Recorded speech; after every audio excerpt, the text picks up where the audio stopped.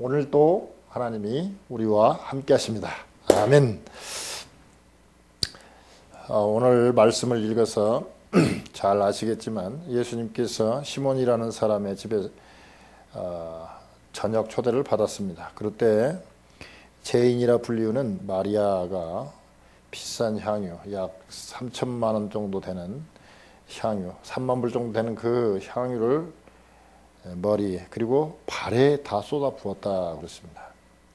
예수님이 선지자라면 죄인인 여자가 가까이 오는 것을 막거나 피했어야 될 텐데 막거나 피하지 않은 것을 볼 수 있습니다.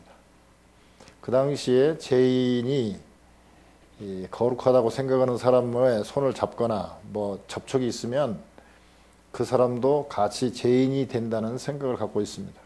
그렇기 때문에 이 죄인이라고 다 알려진 여자가 왔을 때에 피하거나 가까이 오지 말라고 말렸어야 될 텐데 그냥 모른 척하고 가만히 있었다는 것은 예수님이 선지자인가? 과연 사람들을 꿰뚫어 볼 수 있는 그런 영안이 있는가 하는 것을 우리가 한번 질문해 볼 수 있습니다. 그리고 예수님의 제자들이 제대로 먹지도 못하고 지냈는데 이 향유 가격이 약 3천만 원 정도, 미국 돈으로 약 3만 불 정도 되는 돈인데 그걸 다 그냥 깨트려서 한 번에 다 발에다 부어버렸으니 얼마나 참 아까운 돈입니까? 그 돈이면 제자들이랑 또는 가난한 사람들이랑 많이 쓸 수 있을 만한 돈인데 왜 말리지 않고 그냥 다 붓게 만들었을까? 예수님이라면 그 정도는 다 아시고 미리서 야, 네 마음은 내가 아니까 그만 부어라. 그냥 한 방울만 떨어뜨리고 그냥 아껴뒀다가 좋은 데 쓰자. 이러면 좋았을 텐데 그냥 가만히 모른 척 3천만 원짜리 발 마사지를 그냥 받으셨다 이거예요.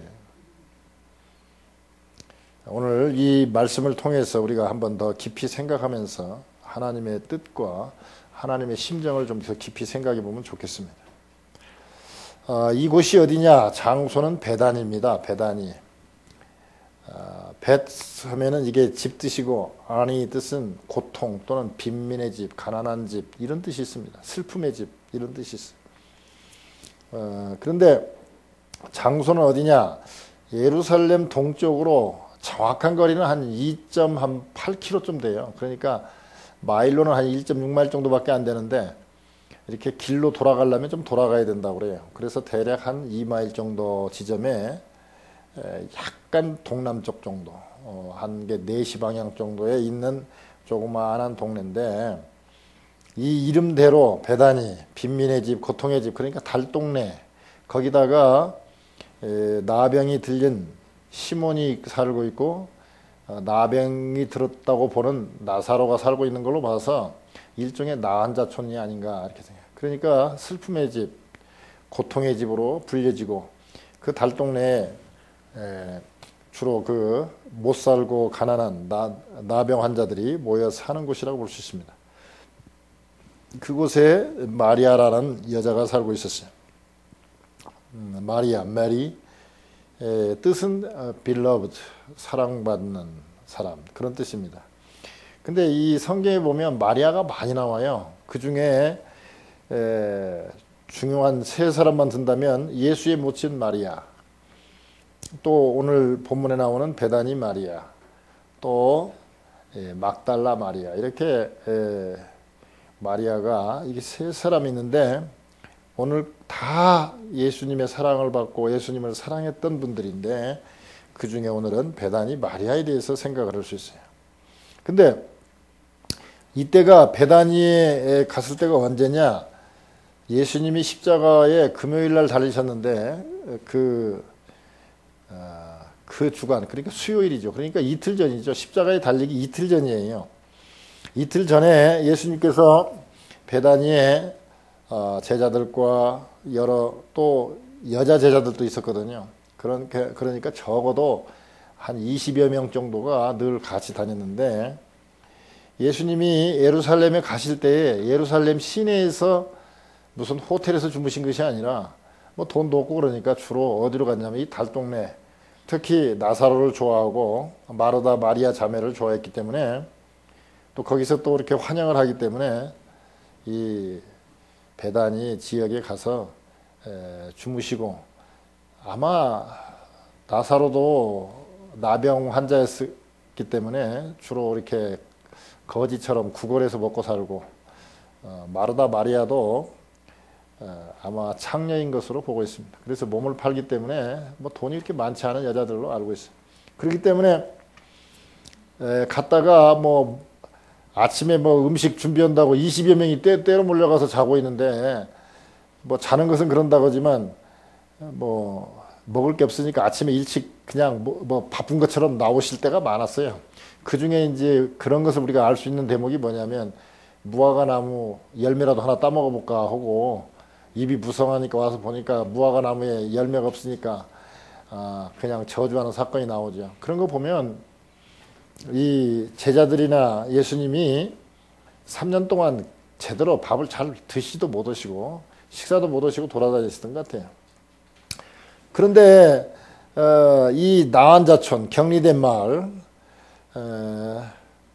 이 나사로 천주교 같은 데서 특히 나사로 마을이라고 이렇게 많이 이름을 붙인 거 보면, 나사로 그 나환자들 그렇게 모아놓고 이렇게 치료하는 시설을 나환자 마을이라고 많이 부르는 거 보면 나사로도 나병 환자였던 것으로 보입니다.